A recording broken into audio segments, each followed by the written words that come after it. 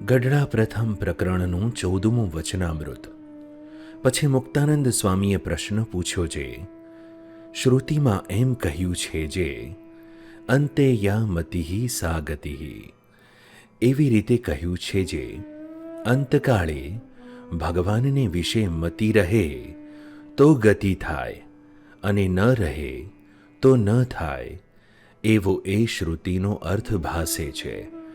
ત્યારે જે ભક્તિ કરી હોય તેનો શો વિશેષ છે?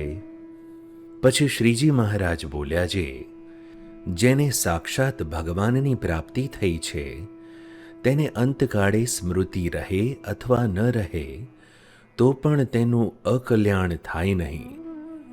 તેની તો ભગવાન રક્ષા કરે છે. અને જે ભગવાન થકી વિમુખ છે તે તો બોલતા ચાલતા દેહ મૂકે છે, પણ તેનું કલ્યાણ થાતું નથી ને મરીને યમપુરીમાં જાય છે.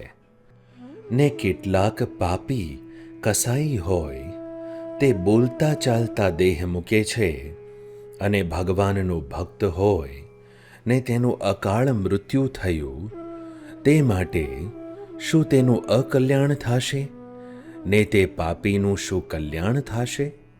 નહીં જ થાય.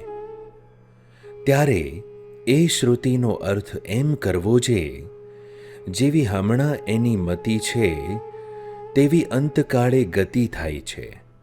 માટે તે જે ભક્તિ છે તેની મતિમાં એમ રહ્યું છે જે મારું કલ્યાણ તો થઈ રહ્યું છે, તો તેનું કલ્યાણ અંતકાળે થઈ જ રહ્યું છે.